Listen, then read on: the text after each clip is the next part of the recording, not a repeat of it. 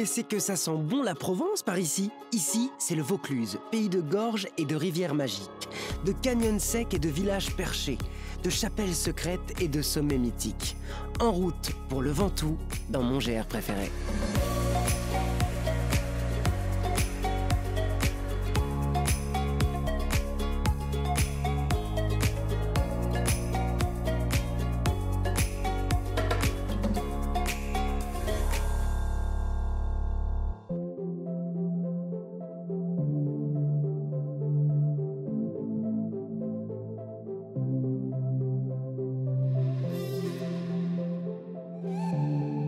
Waouh! Quelle vue! C'est trop beau, Olivier.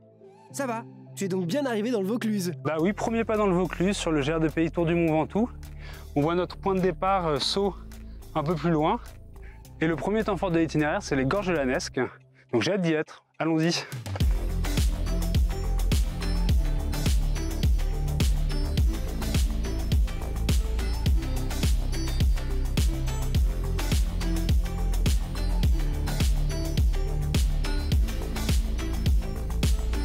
Ce qui est intéressant dans ces gorges de la Nesque, c'est que toutes ces grottes en fait étaient habitées par l'homme de Moustier, donc Néandertal. En suivant la Nesque, comme ça, le ruisseau, sur les hauteurs, on va trouver de belles baumes.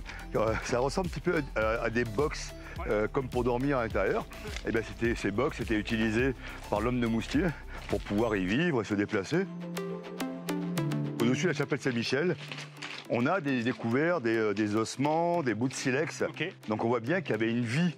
Et cette vie, on arrive à la situer à peu près à 200 000 ans.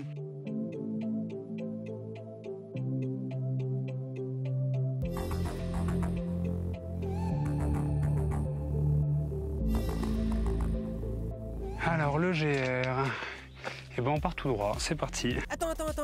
Ne pars pas tout de suite, j'ai une petite surprise à te montrer avant de continuer.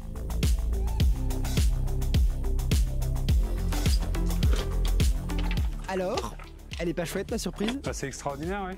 C'est des paysans. On a du mal à concevoir que l'eau ait pu creuser tout ça. Et alors, on dort où sur ce tour du Ventoux, Olivier? Écoute, j'ai découvert sur ce tour du Ventoux le label Compagnon de route.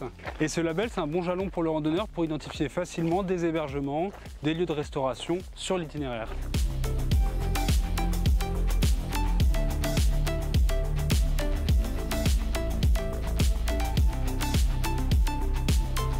Et voilà Malocène.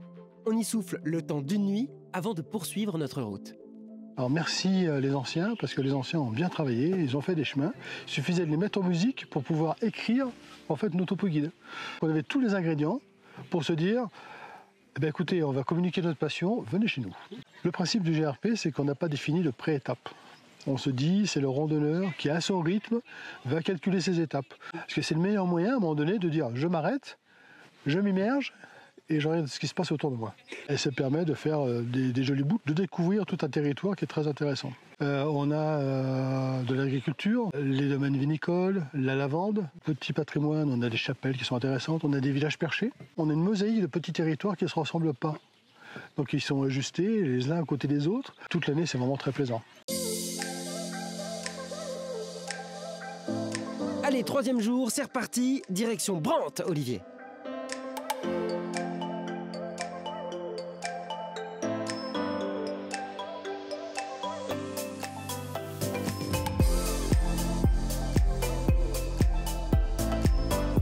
Oh, toute cette eau, cette fraîcheur, trop chouette!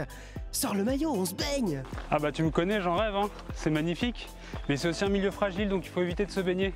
On va vite découvrir pourquoi. Il s'agit d'un site Natura 2000, un réseau d'espaces naturels qui est protégé. Et on a une problématique en fait de surfréquentation parce que vu qu'on est sur un site qui est magnifique, forcément on a un public qui souhaite faire de la randonnée les pieds dans l'eau. Et donc les bons conseils, c'est déjà d'éviter en fait de marcher dans le cours d'eau. On va détruire certaines espèces et forcément appauvrir le site.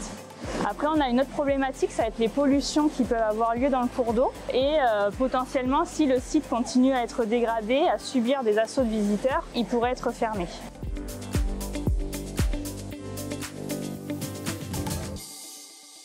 Mais attends, Brantes, On est déjà passé par ici l'an dernier, non? Bah oui, on est déjà venu à Brantes pour les baronnies provençales. Mais on n'avait pas fait le sommet du Ventoux, donc il fallait revenir. On va vraiment au sommet du Ventoux? On est parti pour le sommet du Ventoux, bien sûr. Oh, trop bien!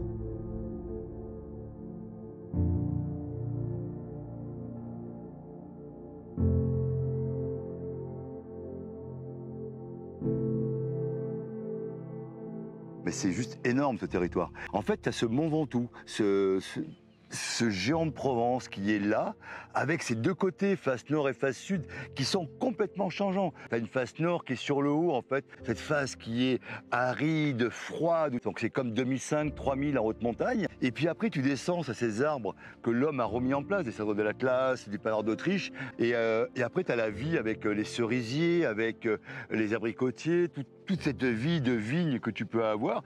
En fait, tu retrouves tout ce qui fait l'âme d'une région, c'est-à-dire la culture, les éleveurs, l'implication des agriculteurs, des lavandiculteurs. Et chaque pierre, chaque région, chaque petit coin, il n'y a rien, il n'y a pas un caillou qui ne te ramène pas à l'histoire.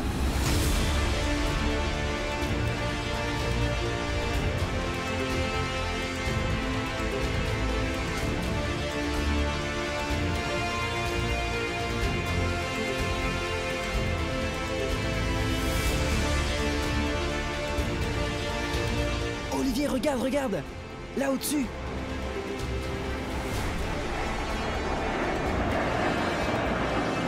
Ah, tu as vu, on a fait les choses en grand pour ton arrivée au Ventoux.